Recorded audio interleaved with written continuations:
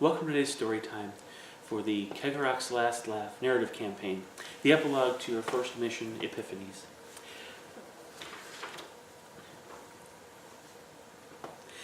After the Alpha Legion faded into the dust swirling around the city streets, an eerie quiet settled over the battlefield as a blanket of haze began to move in.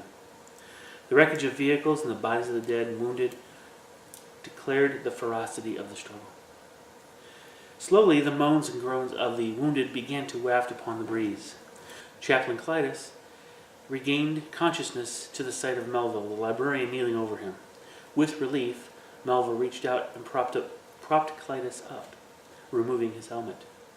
The traitor's blade had cracked his helm and was powerful enough to knock Clytus out for several minutes. If it wasn't for the intervention of Melville himself, Clytus would have been killed as he lay there at the feet of his challenger. Out of the haze stepped a lithe, graceful figure, clad in garments of white, red, and black. Clytus moved for his weapon, but the pain was great and his body tensed. "Do not raise a weapon to him. I believe him not to be the foe," said Melville. The librarian had heard of these strange Eldar, but had not seen one before. They had interacted occasionally with humans, usually performing acrobatic plays for those within elite circles on Terra and other human colonies. "What do you want, stranger?" asked Melville. The featureless mask beneath the hood betrayed no emotion, and no answer came. The haze swirled about him as he stood motionless. "What have you come for?" Melville insisted, with a more commanding voice. The figure slowly reached out his hand toward Clytus and touched his shoulder.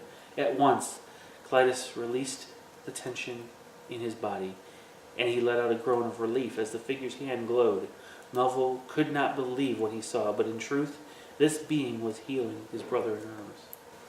After a moment, the glow faded and a voice came from behind the mask. "You have fought well, and you have proven your hearts to be pure in your devotion to defeating the traitors. As is customary, I offer to you the reward of your attendance here and now to a mask that will enlighten you and your gallant warriors." The haze swirled around the Space Marines as they looked at each other, contemplating the offer. Melville helped Clytus to his feet, and in turning to the strange visitor, answered, "Yes, we accept." Without a word, the stranger moved to others that lay wounded or dying upon the streets, and one by one healed them of their wounds. When the survivors had regained their strength, it was dusk, but the orange hue on the horizon served as the perfect backdrop for what the Dark Angel warriors were about to witness. The haze returned once more as lights flickered across the face of the ruined walls and flashes of lightning lit the sky above, followed by the bass echoes of rolling thunder that underscored the gravity of the story about to be told. For hours, the drama unfolded as the Harlequins played their part, the sky darkening to a starless ebony. As the spectators watched, most began to understand what they had never realized. There was a force behind these traitors, in fact, behind most of the destruction and disease experienced throughout history. Their hearts sank as they began to perceive their emperor's true role in what had unfolded over the course of the last several hundred years, and the role he will play in the distant future. They somehow understood the role they have played and could play if they so decided.